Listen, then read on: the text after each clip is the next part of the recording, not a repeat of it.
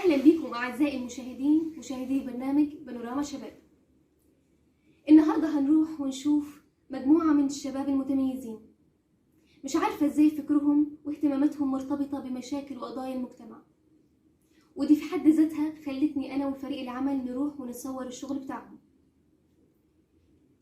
الشباب دول من طلاب الجامعة العربية بيصوروا فيلم باسم البريست كانسر. الفيلم ده هايل بصراحة اتفاجئت ان فيلم زي ده يعملوه شباب بالسن ده. تعالوا بينا نشوفهم ونتفرج على الفيلم الجميل بتاعهم، وبعد كده نرجع لكم تاني في انتظار آرائكم وتعليقاتكم على صفحة البرنامج على الفيسبوك.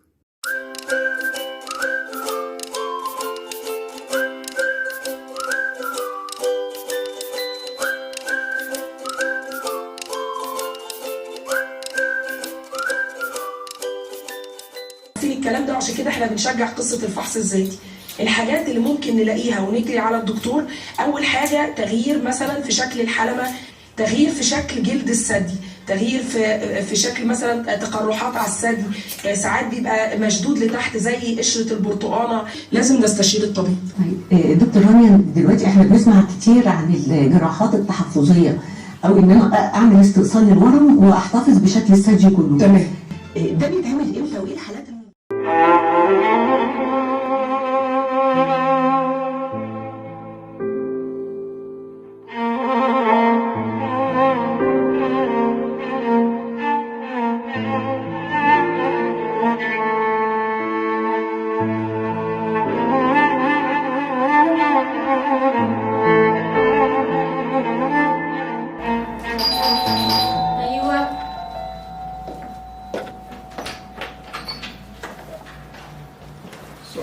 عليكم السلام. أخبارك إيه؟ تمام. أنا جعان على فكرة، نام بسرعة. اتفضل.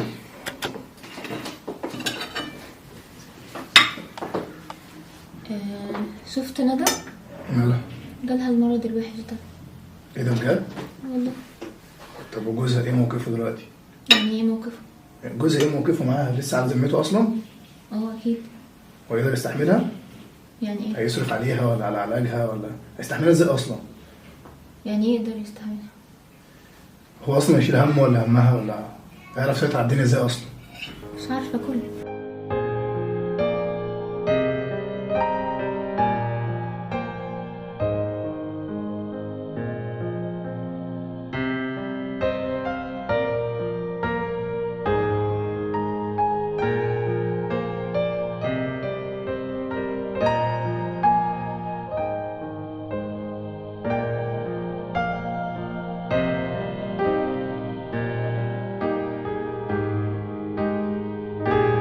والله ما تعرفش لك حد بالناس. رجاله لا في حد بالناس، لا حي ولا شهيد.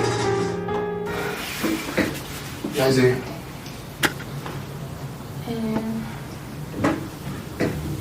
النهارده رحت عند الدكتور وعرفت ان انا عندي المرض الوحش. طب من إمتى الكلام ده؟ هو بقى له حبة. أنت إزاي ما تقوليش حاجة زي كده؟ انا لسه عارفة النهارده. كان أصلا الموضوع ده أنت أصلا مش هي. الموضوع يعني ملوش مبرر خالص، وأنا هصرف عليكي ولا على علاجك؟ طب هنعيش حياتنا إزاي أصلا؟ أنا حياتي مأقلمة علينا بالعافية. ولا أنت إيه رأيك؟ هي ماشية بالزق زي ما بيقولوا.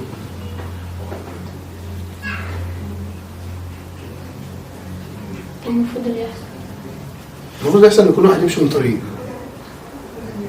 يعني ايه؟ أنت طريقي غير طريقي. يعني ايه؟ يعني زي ما بقول لك كده، طريقي غير طريقي. عيش حياتك وأنا أعيش حياتي. طب وليه ما نكملش مع بعض ونعدي الموضوع؟ أنا بصرف على نفسي وعليكي بالعافية. أصرف على علاجك منين؟ من الآخر. مش هنعرف نكمل مع بعض. هي حلوة أوي كده. ممكن بس تسيبيني أكمل الفيلم؟ اهلا بيكم، شرفتونا. احب اتعرف بيكم. أنا اسمي ملك سامح، عمري 19 سنة. أنا اسمي حنان عبد العزيز، عندي 26 سنة. أنا اسمي فريدة علي، عندي 23 سنة. وانا احب اعرفكم بنفسي. انا حبيبه، مديره السنتر، وان شاء الله المرض ده هنعديه مع بعض. واي مشاكل هتواجهكم انا هكون معاكم واقفه معاكم، وباذن الله هتكونوا مستريحين معانا في السنتر.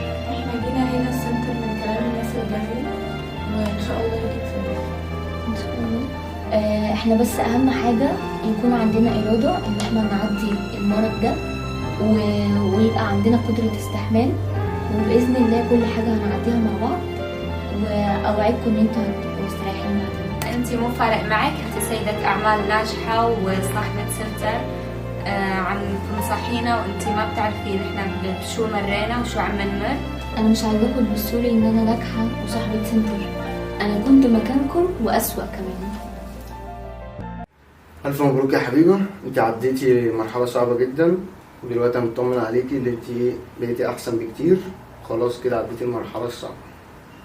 انا عايزه اقول لك اصلا يا دكتور احمد ان انا نفسيا ما كنتش مؤهله ان انا اتخطى اي مرحله من مراحل المرض دي نهائي، وانا رحت وجربت عند دكاتره كتير ما قدرتش، بس انت بوجودك جنبي كصديق وكاكتر من اخ، وان انت واقف معايا وقفه مش دكتور، وقفه انسان بجد، وانت بجد فعلا طمنتني. حبيبة انت معتبراني اخ ليكي، انا الصراحة حبيتك، وده يسعدني ان نكمل مع بعض وتبقي في حياتي. ورجعنا لكم تاني من برنامجكم بانوراما شباب. ايه رأيكم؟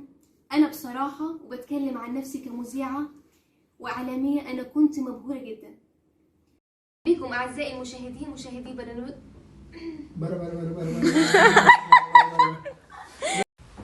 تعال لا في المشهد هو اعلان مونتاج، انا عامل كده ممكن نجيب الزوجة. عايزني اقرب كده؟ اظن لا. انا هطلع البيت 3 مرات.